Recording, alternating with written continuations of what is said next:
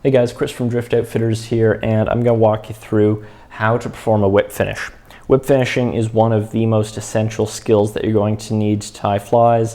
There are other methods that you can use, like half hitches to help secure a fly, but whip finish really is the most secure way to do it. And it's a little tricky to get down, but once you have it, you're great. If you're not familiar with it, a whip finish is simply how we're going to secure our thread at the end of tying our fly to make sure it doesn't all unravel on us. So you can do this with a tool. Usually they look something like this, or you can do it by hand. I'll show you how to do both here, but we'll start with the tool. I think this is probably where most people are coming from. So there's different styles of these things, but as I say, they usually look something like this. The head spins independently of the handle. So to start them off, what you want to do, I think it's much easier to hold this head, keep it from spinning when you're starting off. And all I'm going to do is I'm going to take my thread. I'm using a little bit of floss here just so it's easier to see. And I'm just going to start by placing this tool right on top of my thread, like so. So the hook is going over my thread, and then the thread is coming under this notch here. It's the exact same as if I just take the tool, oops, place it on top of my thread. I'm going to pull my thread off to the side here, so I have a little bit of an angle between this notch and my thread so it doesn't slip off quite so easily. And then I'm just going to spin this tool over the top like so. When you pull it upwards, you'll have sort of a sideways number 4. And what you want to do is this crossing point where this thread crosses itself down at the bottom there, you want to make that as close to the fly itself as you can.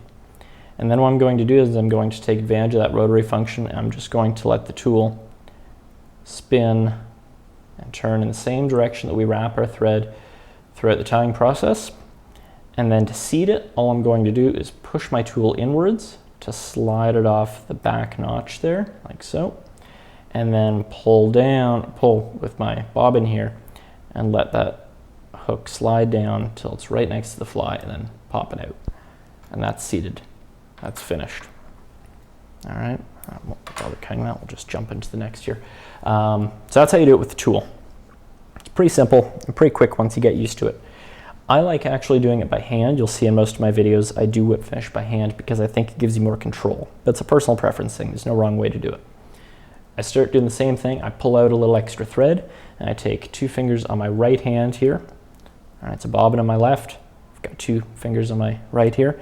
I'm going to put them underneath the thread to start with. So whereas the tool we're starting on top, fingers underneath. And we're just going to turn them over the thread like so. And at the same point, kind of bringing my bobbin off the side here. And you'll end up with a similar kind of loop, like so. All right.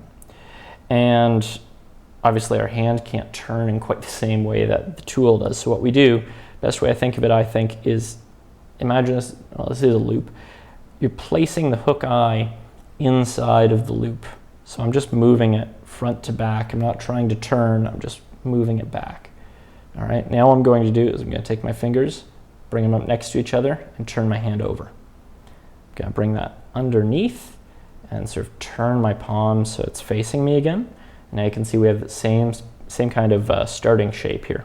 Same thing, eye inside of the loop, fingers together, underneath, open them back up.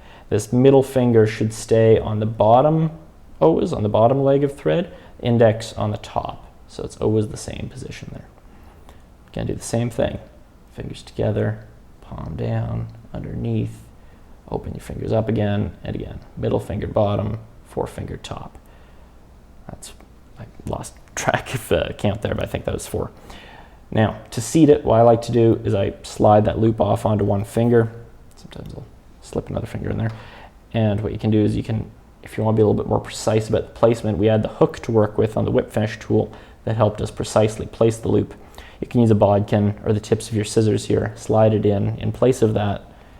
Same thing, pull down and place that just where you want. And that's finished. Thread's not slipping anywhere. That's how you whip finish.